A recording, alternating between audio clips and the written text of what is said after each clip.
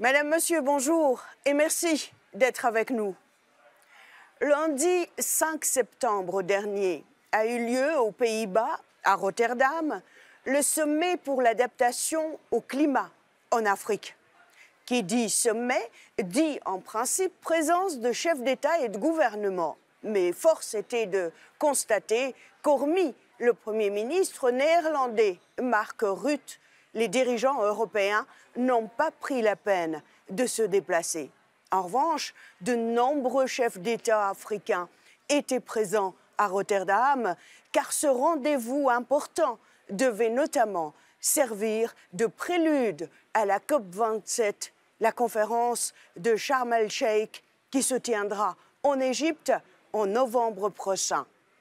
Plusieurs dirigeants africains, comme Félix Tshisekedi, président de la République démocratique du Congo, ou encore Macky Sall, président du Sénégal, ont dénoncé l'absence des chefs d'État des pays européens les plus pollueurs censés financer l'adaptation de l'Afrique au changement climatique. Entre-temps, et depuis le mois d'août dernier, une délégation de députés européens se trouvait en Ouganda pour constater les dégâts de la sécheresse, de la famine, de l'émigration climatique qui menace ce pays et l'Afrique, voire l'Europe tout entière. À son retour à Bruxelles, la délégation a dénoncé également le projet de construction par le groupe français Total Energy du plus grand pipeline chauffé du monde qui parcourt l'Ouganda et la Tanzanie sur 1440 kilomètres à travers des zones habitées et protégées. Ce pipeline géant a pour objectif d'exporter du pétrole vers le reste du monde en émettant au passage, selon des experts, pas moins de 34 millions de tonnes de gaz carbonique chaque année. Enfin, une résolution a été votée au Parlement européen le 15 septembre dernier sur les violations des droits de l'homme en Ouganda et en Tanzanie en relation avec les investissements réalisés dans des projets fondés sur les énergies fossiles par le groupe français Total Energy. Total Energy, ou plutôt son PDG, doit être auditionné par le Parlement européen le 10 octobre, tandis qu'un procès sur ce projet commencera à Paris le 12 octobre prochain. De son côté, l'Union européenne, qui a à cœur un autre souci, celui d'assurer aux demi-milliard de citoyens européens que nous sommes un hiver 2023 moins froid et surtout moins cher. Une équation difficile à résoudre au vu de la crise ukrainienne, du nouvel ordre mondial et de l'ensemble des contraintes géostratégiques. Pour en parler, je reçois Pierre Larrouturou, membre du groupe des socialistes et démocrates au Parlement européen, qui revient tout droit de l'Ouganda, et Jacques Beau, expert en sécurité internationale et auteur de plusieurs livres sur la géostratégie internationale.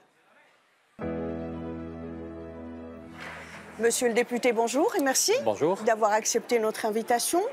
Jacques Beau, bonjour et merci d'avoir accepté notre invitation. Je vous poserai à vous ma première question. Vous le savez, le 5 septembre dernier, il y a eu le sommet de Rotterdam, un sommet qui devait réunir tous les chefs d'État et de gouvernement européens, leur homologue africain notamment. Mais force était de constater que les chefs d'État et de gouvernement européens ont brillé par leur absence. Comment vous l'expliquez ? Alors, j'aurais de la difficulté à expliquer pourquoi les Européens ne sont pas là, mais par contre, je constate qu'on est un petit peu dans une forme, c'est peut-être un symbole de quelque chose. Parce que depuis quelques années, on voit se fracturer un peu la relation qu'il y avait entre l'espace occidental et le reste du monde, et en particulier l'Afrique. On l'a vu en au Mali avec le gouvernement malien qui a prié la France de se retirer. Au Niger, on a eu des mouvements semblables, au Centrafrique. Et puis, on voit aussi dans le sillage de la guerre en Ukraine, on voit aussi ce même phénomène. Hein.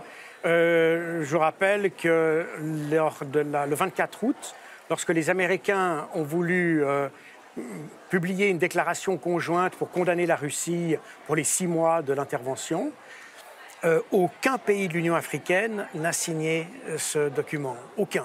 Et un seul seulement de la Ligue arabe. Et je pense que c'est assez symptomatique d'une évolution que je pense qui existait avant la guerre en Ukraine, mais que la guerre en Ukraine a exacerbé. Ce que je constate, par exemple, c'est que au tout début de l'intervention russe en Ukraine, lorsqu'il y a eu les condamnations qui se sont faites au Conseil de sécurité, on a vu que les pays arabes et les pays africains ont réagi avec beaucoup de retenue. Parce qu'il y a une chose, et c'est ce que j'ai mis dans mes livres d'ailleurs, que personne n'a vraiment questionné en Europe, c'est pourquoi le conflit en Ukraine est plus condamnable, plus sanctionnable que les autres conflits qu'il y a eu avant. Alors pour nous, ça ne change pas grand-chose, parce que pour nous, on est dans notre logique. Mais si on se place sur le continent africain ou au Moyen-Orient et qu'on regarde les Occidentaux, on se dit, en fait, nous, on ne vaut rien. Pour nous, personne ne prendra des sanctions pour nos vies, personne ne prendra des sanctions pour les massacres qui nous concernent, personne ne s'intéresse en fait à nous. On est des humains de deuxième catégorie.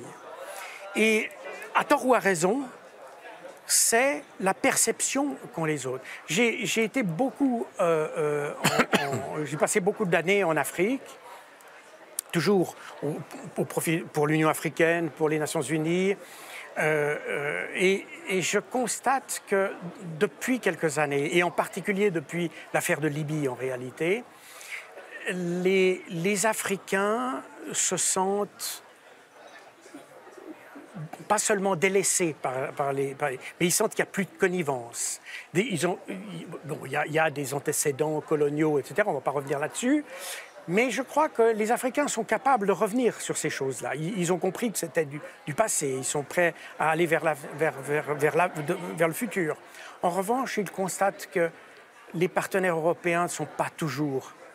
Quand je dis partenaires européens, je ne parle pas simplement de l'Union européenne, je parle des pays même individuels. Nous ne sommes pas fiables pour eux. Nous avons, à tort ou à raison, je me rappelle,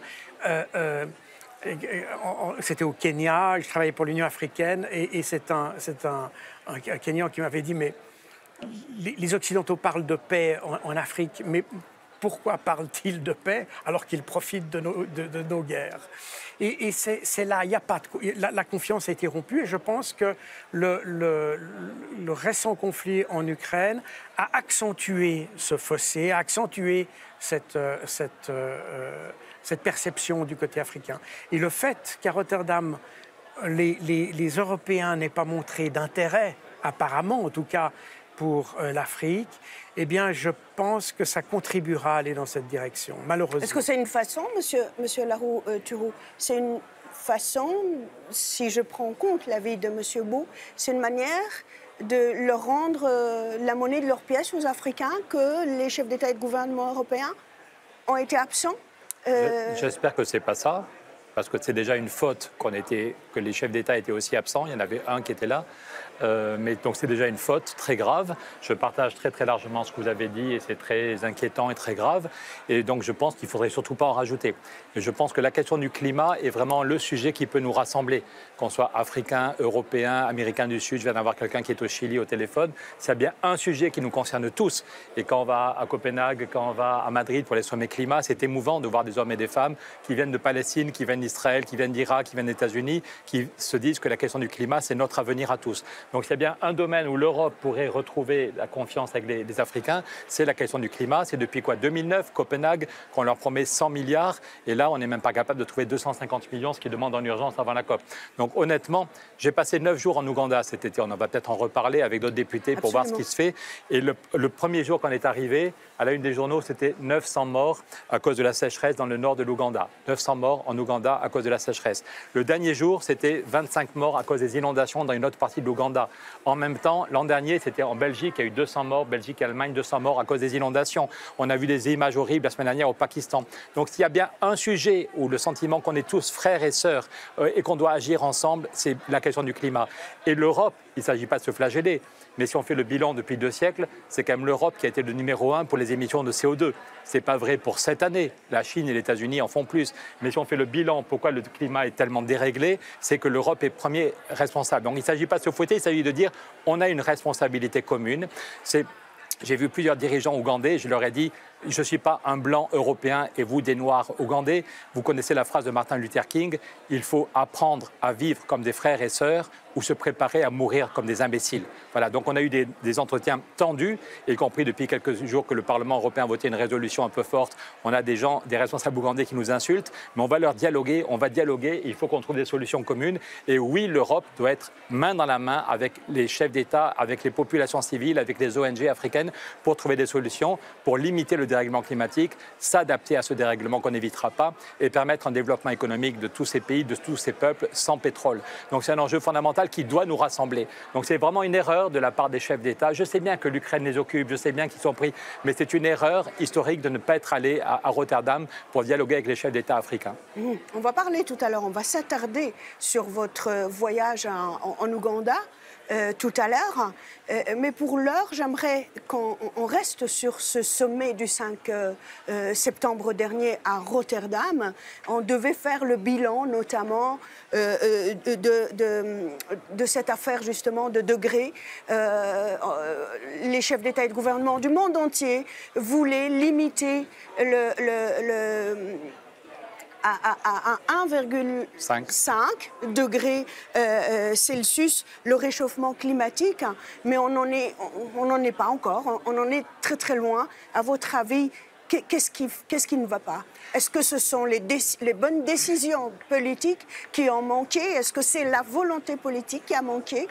Alors, je n'ai pas les compétences scientifiques pour voir dans quelle mesure et avec quelle efficacité on arrive à réduire les degrés, les augmenter. Mais ce qu'il y a de certain, c'est que, et je rebondis sur ce que disait M. Larouturou, c'est on doit aborder ce problème de manière collective. Il y a par exemple, quel que soit le cas de figure pratiquement, parce que je pense que le climat de toute façon a une inertie énorme et même si on arrive à trouver une solution demain, il y aura quand même des inerties énormes. Mais il y aura des déplacements massifs de population qui vont se faire. Il va y avoir, et on commence déjà à les voir dans certaines régions de l'Afrique, c'est des mouvements imperceptibles peut-être à nos yeux, mais c'est des mouvements bien réels. La guerre du Darfour est en fait la première guerre climatique, la grande guerre climatique en réalité. J'ai été là-bas pendant 2 ans et je connais très très bien ce sujet. C'est la première guerre climatique en réalité. Et le problème qu'il y a, c'est que il semble qu'on essaye, on s'acharne. Alors, c'est peut-être pas faux de s'acharner sur les causes, mais je pense qu'elles ont une telle inertie qu'il faut certainement faire quelque chose, mais il faut aussi faire quelque chose sur les conséquences. Et là, peu importe de savoir qui est responsable et qui ne l'est pas. Vous avez dit à juste titre que l'Europe en avait certainement une bonne partie de responsabilité, et je n'ai rien à redire à ça. En revanche, aujourd'hui, je pense qu'il faut dépasser ce stade-là. C'est-à-dire maintenant, il y a des solutions qui doivent être trouvées en commun. Parce que on voit bien, et on voit d'ailleurs les tendances de migration, le problème, ce n'est pas tellement qu'on ait trop d'Africains chez nous, c'est que l'Afrique se dépeuple. Ces forces vives de l'Afrique quittent ces pays. Et il y a quelques années, il y avait eu un appel des évêques africains pour que les gens n'émigrent pas.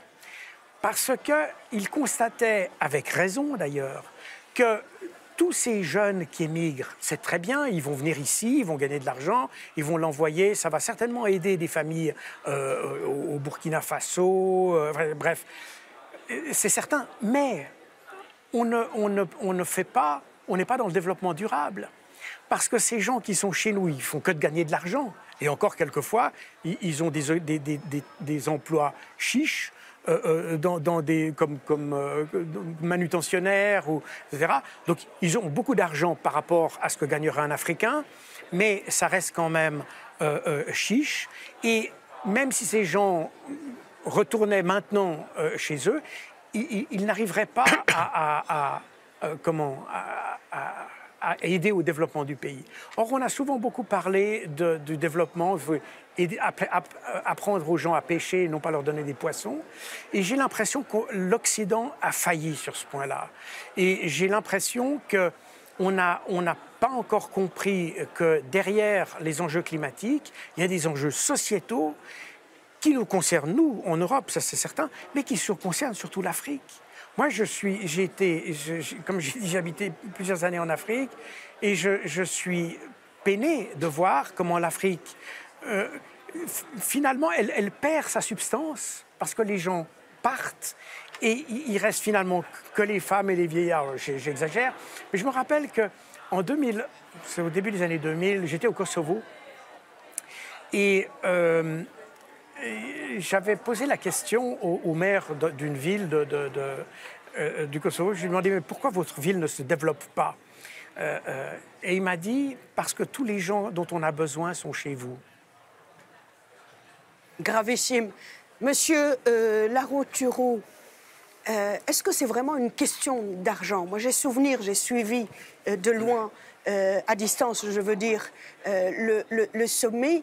Et à un moment donné, j'entendais une déclaration du président de la République du Sénégal, dans le pays en ce moment assure la présidence tournante de l'Union africaine. Il avait lancé comme ça, mais nom de Dieu, 250 millions d'euros n'est pas la mer à boire pour les pays africains, pour les pays européens. Pourquoi ils ne font pas? En sachant que normalement, pour aider l'Afrique à ce changement au changement climatique, on devait mettre sur la table quelque chose comme 25 milliards d'euros. Est-ce que le problème est vraiment financier?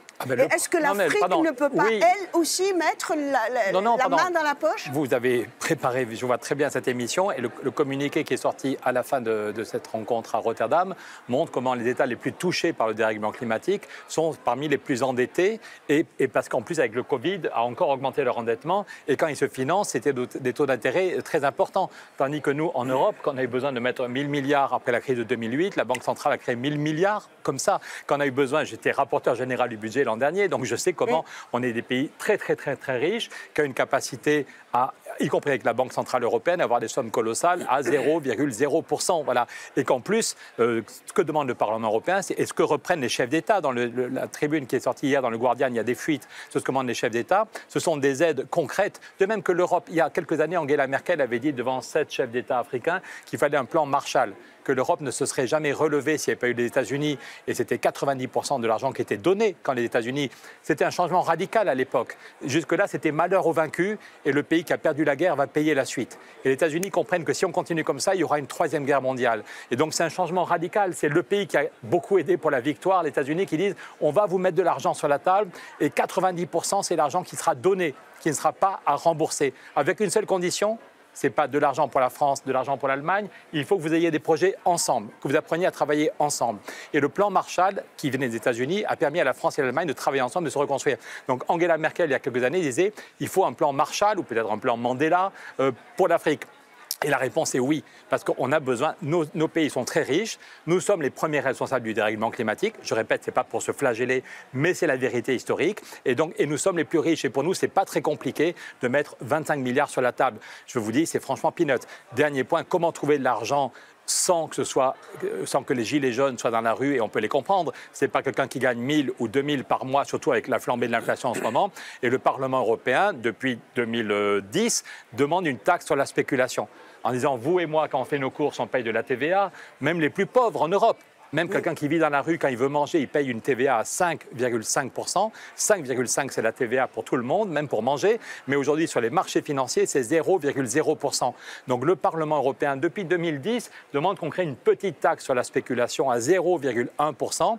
Et les chefs d'État africains le remettent dans leur communiqué. Ils disent, si on veut trouver de l'argent avec un souci de justice sociale dans les pays d'Europe, une des pistes qu'ils proposent, c'est la taxe sur la spéculation. Et le Parlement européen, il y a 2 ans, je suis un de ceux qui avait rédigé ce rapport, avait actualisé les calculs en disant malgré le Brexit, la place de Londres ne serait plus soumise à la taxe sur la spéculation et la crise, on aurait 60 milliards d'euros chaque année avec la TTF. 60 milliards d'euros chaque année. Et bien là, les 250 millions que demande le président du Sénégal, il a raison de se mettre en colère.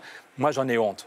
Je l'ai dit aux gens que j'ai rencontrés en Ouganda, j'en ai honte que l'Europe ne soit pas capable de les aider plus massivement, de façon intelligente, dans un vrai partenariat. Et je rappelle, monsieur le député, que vous êtes membre de la commission du budget. Tout à fait. J'étais rapporteur général du budget l'an dernier, donc je connais. Le Parlement m'a demandé de gérer tout le budget de l'Europe. Les téléspectateurs ne savent pas encore, beaucoup le savent. Vous avez fait quelque chose d'inédit. Vous êtes à votre premier mandat ici au Parlement européen et vous avez dû faire une grève de la faim pour essayer de faire bouger les choses. J'ai envie d'ajouter, j'aurais tellement voulu avoir aussi un responsable politique africain sur ce plateau. Nous avons invité l'ambassadeur de la RDC, la République démocratique du Congo. Il s'est excusé. Parce qu'il a essayé, il a un agenda vraiment très chargé, il a essayé toutes les acrobaties, il n'a pas pu. J'aurais tellement voulu qu'il soit là pour nous expliquer ce qu'a voulu dire le président de la République du Congo, M. Tshisekedi, lors de ce sommet de Rotterdam, quand il avait dit que son pays, le Congo, veut être un pays solution par rapport à ce problème climatique. Je ne sais pas comment il compte s'y prendre. Je ne sais pas si M. Jacques Beau, vous pouvez un peu naviguer, nous donner un peu une réponse. Non, alors je n'ai pas de canaux particulier avec M. Tshisekedi, mais je pense de toute façon que les Africains comprennent. Je dois quand même dire, il y a une condescendance européenne à l'égard de l'Afrique qui est un peu décevante, bien souvent. J'ai parfois le sentiment qu'on a évolué par rapport au 19e siècle, c'est sûr, mais on a toujours quand même l'impression que ce sont des petits frères. Or, en réalité, vous avez en Afrique des gens qui sont extrêmement capables, extrêmement compétents, qui ont d'abord une meilleure connaissance de leur milieu que nous n'en avons. C'est déjà une chose importante. Donc, ça veut dire qu'eux sont capables d'identifier des solutions chez eux. Et souvent, ils ont des solutions pragmatiques. Ils ont des solutions qui sont simples, parce qu'ils sont habitués à vivre dans une forme de simplicité. Mais simplicité ne signifie pas que ce soit rudimentaire. C'est pas des gens qui cherchent des solutions complexes. Alors qu'en Europe, on a tendance à tout de suite arriver avec des hautes technologies, etc. Bon, ce qui est peut-être pas complètement faux. Je ne veux pas non plus jeter le pavé dans la mare, mais je pense qu'il faut faire confiance aux Africains. Et je pense qu'il faut les prendre comme partenaires dans cette chose-là, beaucoup plus activement que nous le faisons. Et ça, je constate que les Africains ne nous croient plus. Ils n'ont plus confiance en nous, parce qu'ils ont remarqué qu'ils ont des solutions, ils arrivent avec des idées, mais nous les prenons toujours de haut. Nous les prenons toujours un petit peu comme les petits frères. Nous savons et ils font. C'est un peu ça. Monsieur Lara Tourou, on va parler maintenant justement de votre voyage en Ouganda. Avant d'aller dans les détails, parce que c'est très important, on en est où avec ce projet géant qui consiste à construire le plus grand pipeline pour faire venir du pétrole en Europe et dans le monde à partir de l'Ouganda et en passant par la Tanzanie. Donc le projet de Total et de ses alliés chinois est de faire des forages dans le nord de l'Ouganda, de faire 400 puits pour trouver du pétrole, y compris dans le plus ancien parc naturel d'Ouganda, qui est une magnifique. Churchill avait dit que c'était la perle de l'Afrique, tellement c'était beau. Vous voyez des girafes, des lions, des éléphants, c'est juste splendide. Et Total veut commencer là en décembre, à la fin de cette année, à faire des forages pour prendre du pétrole. Puis après ça, ce serait le plus grand pipeline chauffé à 50 degrés pour que le pétrole aille plus vite, qui va traverser l'Ouganda et la Tanzanie pour être exporté vers le reste du monde. Voilà. Donc c'est 100%. Et quand on demande aux dirigeants de Total, mais attendez, l'Agence internationale de l'énergie dit qu'à cause du dérèglement climatique, il faut stopper les nouveaux forages de gaz et de pétrole et qu'il faut faire des économies d'énergie et des énergies renouvelables. Donc au bout de 3 heures de réunion, parce qu'on a passé 9 jours, on a essayé de rencontrer tout le monde là-bas, on leur dit mais comment vous justifiez ce pipeline? Ils n'ont aucune bonne raison. Ils disent, monsieur Larouturou, avec l'Ukraine, pendant 2 ans ou 3 ans, on a besoin de plus de pétrole. OK, mais votre pipeline, c'est en 2025 ou 2026. Ça ne répond pas à l'Ukraine. Ils disent aussi, monsieur Larouturou, dans le rapport de l'Agence internationale de l'énergie, on dit qu'il peut y avoir des exceptions pour faire la cuisine, parce qu'il y a beaucoup d'Africains, y compris en Ouganda, qui prennent du charbon de bois, et c'est vraiment catastrophique pour les forêts. Et donc l'AIE dit que si c'est du gaz pour faire la cuisine et pour le développement africain, on peut, OK, je dis, ça se comprend très bien, mais vous, ça n'est pas du gaz pour l'Afrique, c'est du pétrole lourd pour le reste du monde. Voilà, donc aucune raison. La seule raison, c'est sans doute que l'Ouganda, et ça peut s'entendre, et je le dis comme député, comme responsable, un des responsables du budget, c'est que l'Ouganda veut de l'argent pour son système d'éducation, qui aujourd'hui est payant, et ce qui est un vrai problème, et son système d'électricité, parce qu'ils ont fait des grands barrages hydroélectriques, donc ils ont beaucoup d'électricité, mais ils ont un problème pour construire des lignes assez vite pour que l'électricité arrive chez monsieur et madame tout le monde pas trop cher.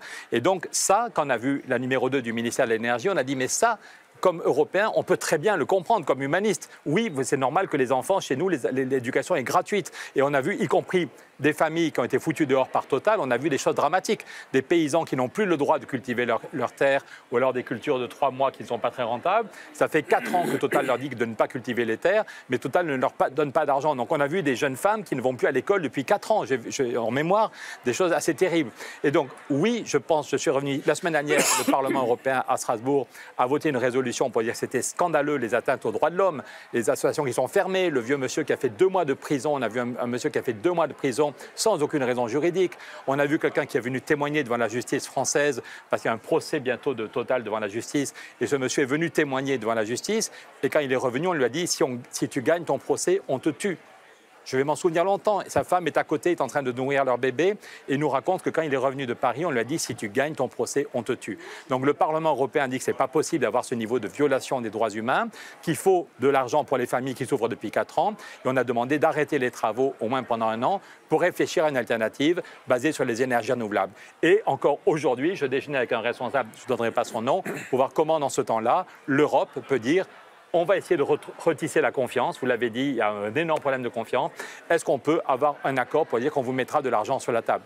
Vous en souvenez peut-être en 2010, c'était en Équateur, mais des responsables ougandais m'en ont parlé.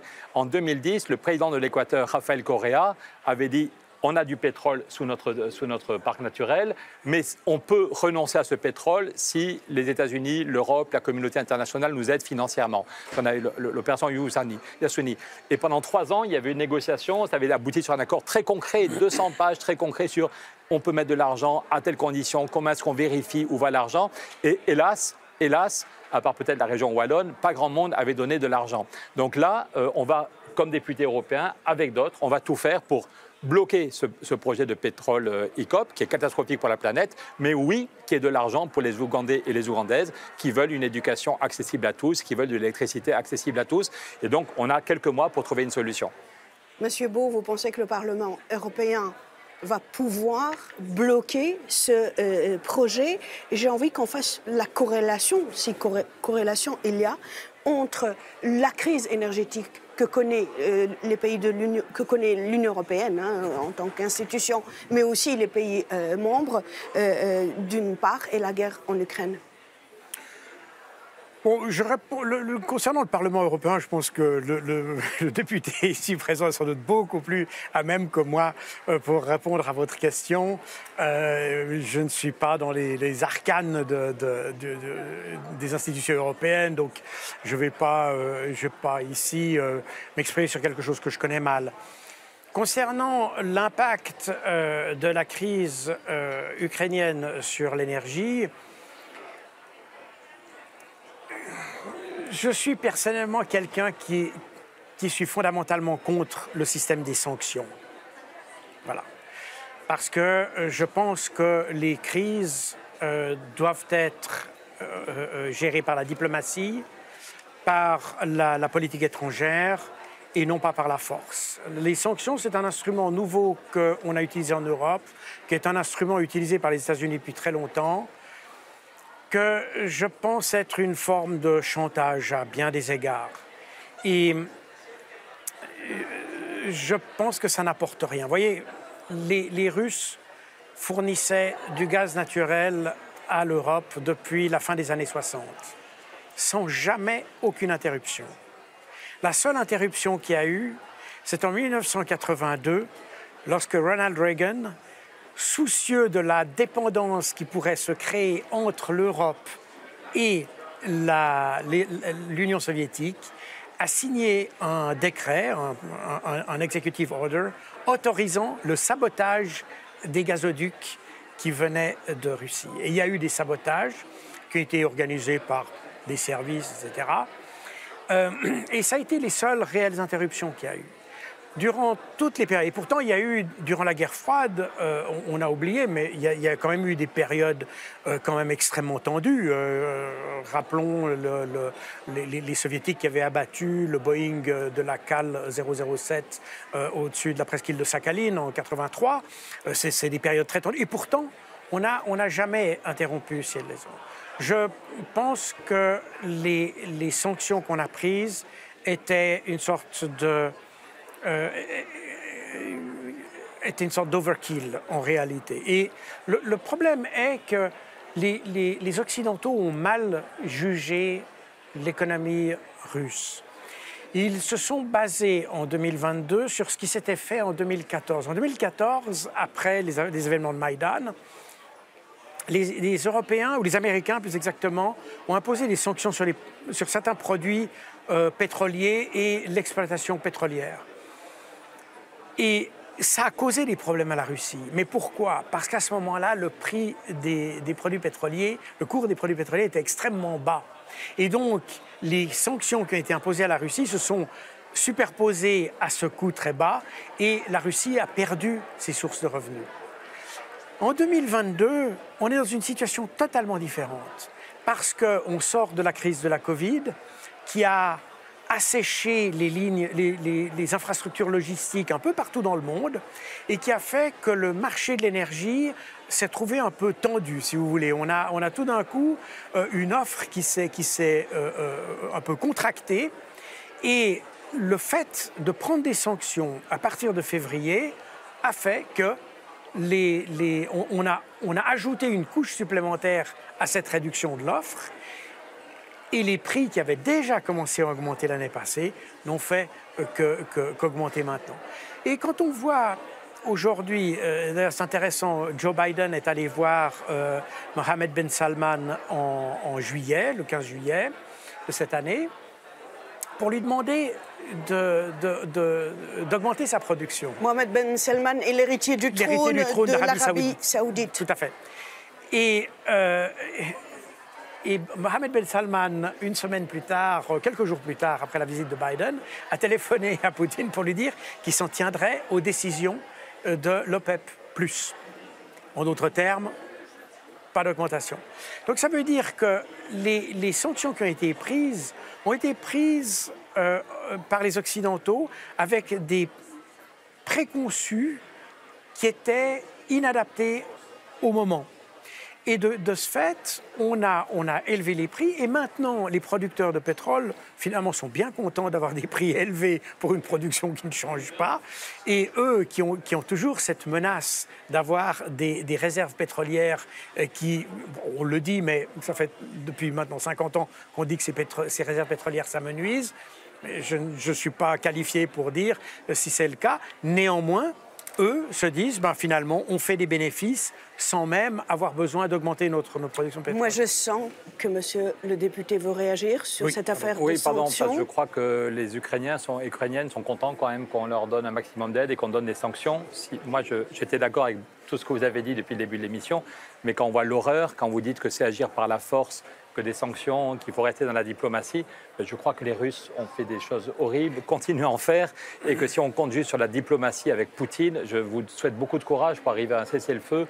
Voilà, donc je trouve normal, je trouve même qu'on aurait peut-être pu aider encore plus les Ukrainiens et les Ukrainiennes qui se battent sur leur territoire, qu'on accueille mieux, qu'on doit accueillir mieux ceux et celles qui ont quitté leur territoire et qui vivent dans des conditions très pénibles, et qu'il faut tout faire. Et moi, je ne prétends pas comprendre à 100% l'impact sur l'économie russe.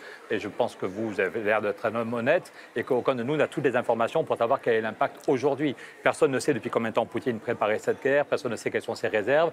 En tout cas, on voit depuis quelques jours peut-être que l'Ukraine est en train de reprendre un avantage et que ça peut aider pour arriver à une solution. Mais en tout cas, si votre conclusion c'est qu'il ne fallait pas prendre de sanctions, là je ne suis pas d'accord. C'est pas la question. La question, c'était pas qu'il ne fallait pas réagir. Je ne pense pas que les sanctions étaient l'instrument le plus approprié. C'est ça la chose. La question, le choix n'est pas réagir ou pas réagir, mais c'est dans le spectre des réactions possibles, est-ce que les sanctions qu'on a prises étaient les plus judicieuses? C'est un des leviers, avec les sanctions contre les oligarques, avec le tribunal pénal international, c'est un des leviers pour les...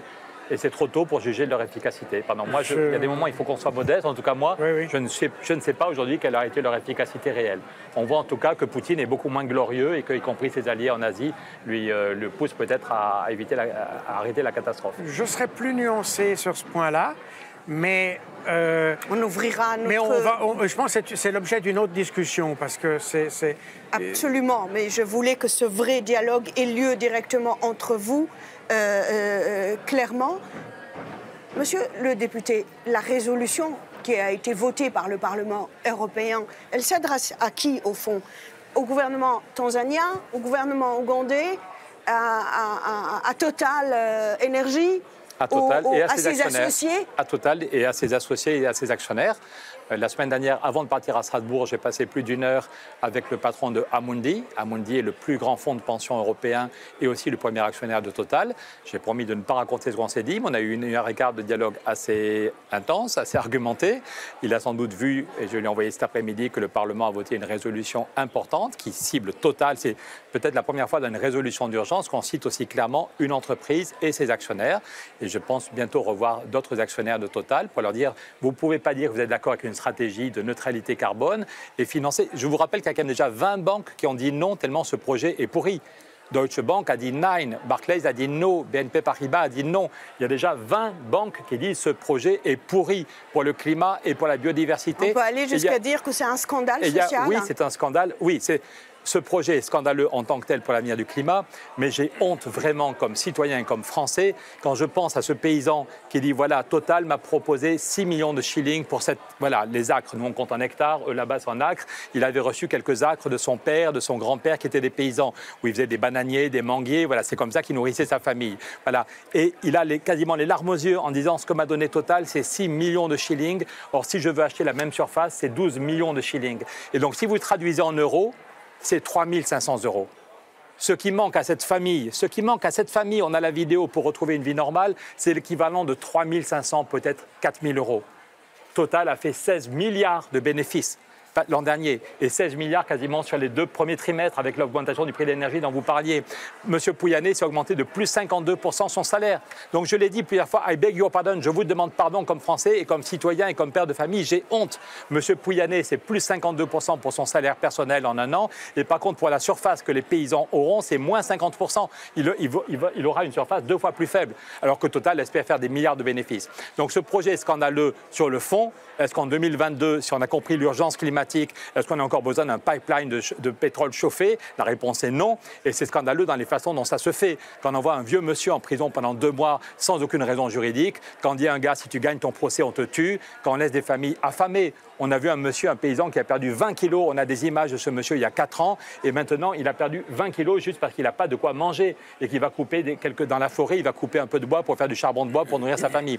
Donc, sur le fond, ce projet n'est pas nécessaire, il est dangereux, mais en plus, la cupidité de Total est absolument scandaleuse. Quand il faut 3 000 € pour permettre à une famille de retrouver une terre équivalente à celle qu'on lui a confisquée, on donne 3 000 €. Et ça fait 4 ans, parfois 5 ans que des familles attendent. De dates importantes, hein.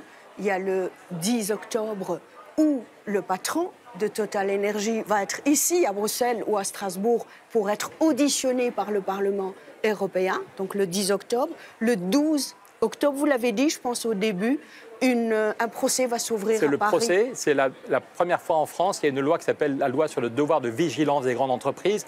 Il y a quelques années, vous vous souvenez peut-être, on avait découvert que des entreprises comme Célio ou d'autres vous vendaient des petites chemises très sympas, mais qu'elles étaient faites dans des conditions proches de l'esclavage en Asie. Un immeuble s'était effondré, il y avait eu 1 millier de morts, voilà.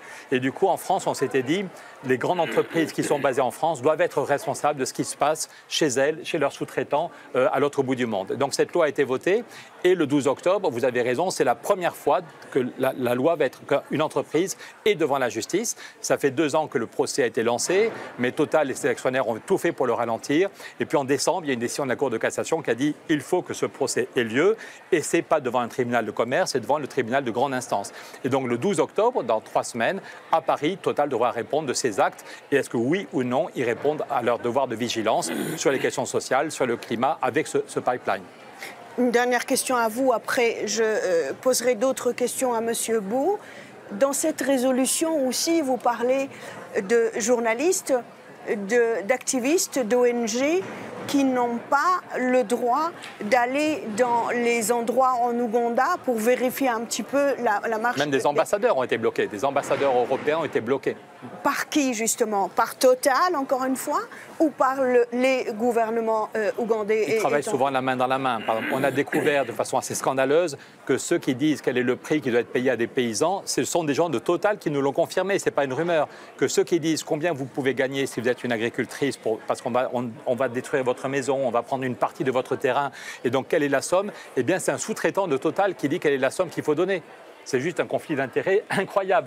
Et du coup, on a des districts où la route, quand il y a une route qu'il faut être faite, il y a une autorité des routes en Ouganda qui pourtant n'a pas beaucoup d'argent. Mais on a vu des districts, c'est l'équivalent du département dans nos pays, où quand il faut faire une route, l'autorité ougandaise, qui n'est pourtant pas très riche, donne plus d'argent que Total s'il faut exproprier des gens. Donc franchement, c'est vraiment scandaleux du point de vue humain, du point de vue financier, du point de vue du climat, ce que fait Total. Et nous, on se donne 1 an pour stopper ce projet qui est des énergies renouvelables. Parce qu'en plus, quand M. Pouyanné est allé signer le 1er février la décision d'investissement pour le pipeline, le même jour, Total a signé avec l'Ouganda une déclaration pour vouloir développer les énergies renouvelables. Donc il faut arrêter le blabla. Et ce pays a toutes les compétences humaines et toutes les ressources en termes de soleil, en termes d'eau, en termes de biomasse pour faire des énergies renouvelables. Donc notre objectif avec beaucoup d'autres, c'est de stopper ce pipeline et que l'Ouganda ait de l'argent et que l'Europe, l'Union européenne, l'idée que Rafael Correa avait mise sur la table en 2010, ça n'a pas marché, mais en 2022, 2023, il faut qu'on puisse dire, voilà, à l'Ouganda, vous aurez pendant 25 ans de l'argent pour votre système d'éducation et votre système d'électricité. Le député européen, il vient de parler de conflit d'intérêts. Est-ce qu'on ne peut pas aller plus loin pour dire qu'il y a corruption aussi, M. Beau, dans cette affaire de la part de Total Energy? Le mot corruption est toujours un peu difficile à lâcher parce qu'on est aussi dans des pays où les choses fonctionnent un peu comme ça. C'est-à-dire qu'on accède à des ressources en donnant des pourboires, des bakshish, etc. Alors, je suppose qu'il y a de la corruption parce que c'est endémique dans cette région du monde. Mais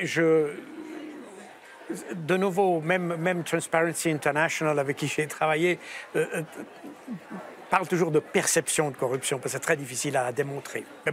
Mais je peux m'imaginer qu'il y en ait, parce que dès que vous avez des gros sous, dès que vous avez un intérêt, il faut aussi comprendre, parce que ce qu'a expliqué monsieur le député précédemment est très juste. Il y a un dilemme pour ces pays. Parce que c'est des pays qui ont des besoins à couvrir financièrement et ils ont là des ressources qui semblent inespérées, qui sont là, et des possibilités d'avoir...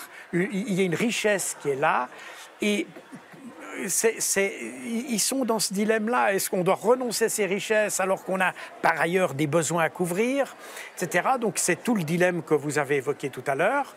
Et je peux imaginer que là-dedans, le problème qu'il y a un petit peu, que je vois, c'est que les Occidentaux viennent un peu se comporter comme un pays conquis dans cette affaire. Parce que chez nous, on ne ferait pas comme ça. Chez nous, on ne ferait pas comme ça. Donc, il me semble être du bon sens que de dire que si on va là-bas, on devrait faire comme ce qu'on ferait chez nous. Voilà.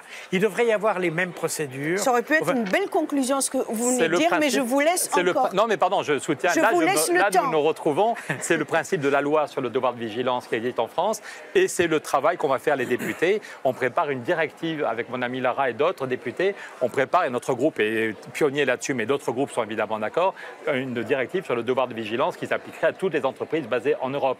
Aucune banque, aucune entreprise basée en Europe ne devrait avoir ce genre de comportement. Voilà, c'est plus... Enfin, de nouveau, le terme vigilance probablement cache peut-être autre chose, mais pour moi, ça doit être une sorte de... C'est le comportement surtout. C'est effectivement, il devrait y avoir une éthique, si vous voulez, des règles d'éthique, une sorte de serment d'Hippocrate, si je peux dire ça comme ça, pour ces entreprises, quand elles opèrent. C'est très tentant d'être dans des pays qui n'ont rien, qui se contentent de peu et qu'on peut finalement influencer avec très peu. C'est une grande tentation. Mais il faut, et surtout nous, et puis on a parlé tout à l'heure de l'Ukraine, nous défendons avec des sanctions, on va discuter là-dessus, mais des valeurs. Alors ces valeurs, elles doivent se manifester là-bas aussi. C'est pas simplement une affaire de sanctions, les valeurs. C'est aussi une manière de se comporter dans des pays qui sont moins favorisés, qui sont d'ailleurs, qui ne sont pas nécessairement moins favorisés. C'est des pays qui sont gâtés par la nature, mais on a entraîné parfois, des fois je me dis, et d'ailleurs c'est aussi les Africains qui m'ont dit ça, m'ont dit, et surtout dans cette région de l'Ouganda, qui est une région très luxuriante, etc., cette région de la RDC où j'ai été aussi, les gens disent, c'est une... we are cursed. C'est une damnation que d'être aussi riche. Parce que c'est le paradis sur Terre, quelquefois. Et ce paradis permettrait de faire vivre les gens en harmonie avec leur contexte. Ils n'auraient pas besoin d'avoir des gratte-ciel, ils n'auraient pas besoin d'avoir 2 écrans plats, etc., théoriquement, n'est-ce pas? Et ils pourraient très bien vivre ça. Et quand vous allez d'ailleurs dans beaucoup de régions d'Afrique, et comme moi j'ai été, parce que j'ai été dans des régions très inaccessibles, des fois, je me demande, mais qu'est-ce qu'on fait chez nous? Parce que la vraie vie, c'est souvent celle-là, qui est en harmonie avec l'environnement, en harmonie avec le monde qui nous entoure, des gens qui sont heureux, qui ont peu... Monsieur Lara, tu souris. Un dernier mot non, et on clôture cette émission. Je souris parce qu'il y a effectivement un sentiment d'harmonie. La nature est très belle, il y a une façon de vivre en famille. Ils vous ont tous raconté que quand ils ont leur case familiale, mais que quand un garçon a 18 ans, on lui fait sa petite case à côté pour qu'il puisse vivre sa vie personnelle, sa vie amoureuse, mais qu'il vienne rentrer quand même pour dîner avec les parents. Mais qui n'est jamais très loin. Voilà, mais donc il y a effectivement un équilibre et qu'on est en train de foutre en l'air en leur imposant soit des modèles de consommation, soit un pipeline qui pousse tout ça en l'air. Mais ça n'est pas trop tard et je trouve que ce qui s'est passé à Rotterdam est une occasion ratée, que les chefs d'État européens auraient dû aller dialoguer avec les chefs d'État africains. Il y a une COP bientôt en Égypte, ça peut être l'occasion de rattraper le coup. Et nous, le Parlement européen, en tout cas 80% des députés, on a envie d'aider à une réconciliation. La question du climat, elle engage notre fraternité. Ça ne sert à rien de parler de fraternité si on n'est pas capable d'agir avec ceux et celles qui vivent en Afrique sur la question du climat. Merci à vous deux, en tout cas, d'avoir été avec nous. J'espère vous réinviter très bientôt pour d'autres sujets d'actualité, ici à Bruxelles, en Europe et en Afrique et partout dans le monde. Merci vraiment. Madame, Monsieur, cette émission s'achève. Merci de l'avoir suivie. Au revoir.